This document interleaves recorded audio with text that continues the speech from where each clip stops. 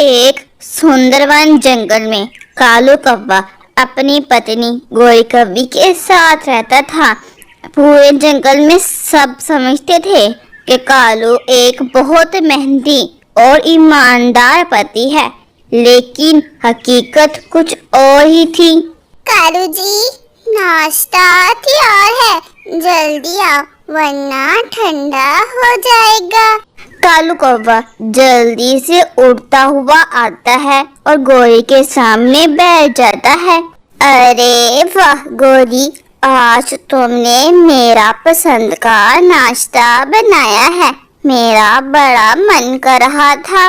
हाँ कालू जी, मुझे पता है मेरा पति बहुत मेहनत करता है, इसी कारण तो बनाया है। हाय, अगर इस गोरी को मेरी असलियत मालूम हो गई तो क्या होगा?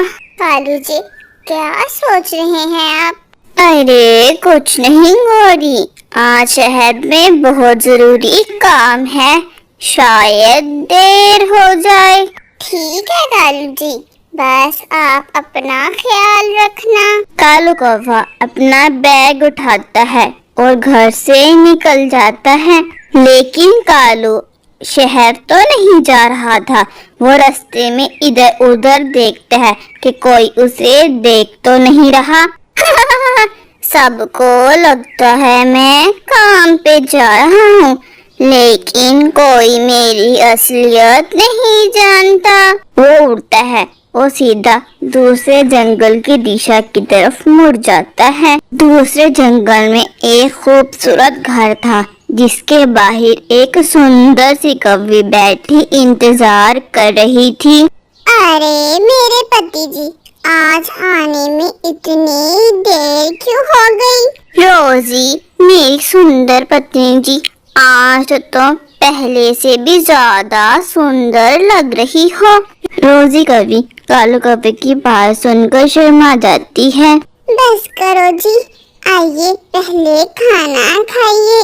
खाने में मछली, चावल और खीर देखकर कालू कौवा बहुत ज्यादा खुश हो जाता है। रोजी, तुम्हारे पंख से बने हुए खाने का तो जवाब ही नहीं। जैसे ही कालू कौवा खाना खाने लगता है, गोरी कौवी का फोन आ जाता है। ओ नहीं, इस गोरी को भी चैन नहीं आता। कालू जी, आपने खाना खा लिया? नहीं, अभी तो शहर पहुंचा हूँ इसी समय। कालू जी, ये मछली भी खा लें। कालू, ये किस पक्षी की आवाज थी? गोरी, वो होटल वाले अंकल थे। अच्छा ठीक है। फोन बंद होते ही रोजी कौवी उड़ते हुए आती है, जिसे देखकर कालू कौवा डर जाता है। कालू जी, आप तो डर जाते हो। रोजी, ये भी एक किस्म की नौकरी है। फिर वो दोनों हंसने लगते हैं। एक दिन सुबह का समय था। बेबो चिड़िया लकड़ियां जमा कर रही थी। आज तो काफी लकड़ियां मिल गई हैं, कल आकर थोड़ी और जमा कर लूंगी। उसी समय वो कालू कौवे को देखती है। ये तो कालू है, ये शहर के रास्ते पर क्यों नहीं जा रहा? जरूर कोई गड़बड़ है। बेबो चिड़िया लकड़ियां वहीं छोड़कर जल्दी से उड़ती है और सीधा बाजार जाती है। वहां से एक काला चश्मा, टोपी और जाली मूछें खरीद लेती है। मूछ? चिड़िया, तुम्हें मूछ भी चाहिए? हाँ, आज से मैं जंगल की सबसे सुपर जासूस बनने वाली हूँ। बेबो चिड़िया वो सब कुछ पहनकर अपना हुलिया बदल लेती है। वाह बेबो वाह, आज तुम्हें अपनी माँ भी नहीं पहचानेगी। दूसरे दिन जब कालू कौवा फिर से जा रहा था, बेबो खामोशी से कालू का पीछे चलने लगती है। वो नीचे नहीं देखती, जबकि वो कीचड़ में गिर जाती है। ओहो, जासूसी शुरू होने से पहले ही नहला दिया। वो दोबारा उठती है। कालू पीछे मुड़कर देखता है। कौन है वहाँ? बेबो फौरन दरख्त के पीछे छुप जाती है। कालू कौवा अपनी दूसरी पत्नी के घर पहुंच जाता है। बेबो चिड़िया खिड़की से झांकने लगती है। मेरे अक्लमंद मेहनती पति जी, देखिए आज मैंने खीर बनाई है। रोजी, तुम दुनिया की सबसे अच्छी पत्नी हो। बेबो हैरान रह जाती है। पत्नी, ये क्या कह रहा है? गोरी तो इसकी पत्नी है, फिर ये कौन? अगले दिन कालू कौवा बाजार जाता है। दो एक जैसे हार दे दो। दोनों बिल्कुल एक जैसी ही हैं। कालू एक हार गोरी के लिए और दूसरा रोजी के लिए खरीद लेता है।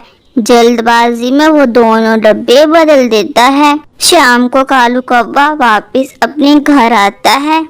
गोरी, ये तुम्हारे लिए तोहफा। कालू जी, ये तो बहुत सुंदर हार है।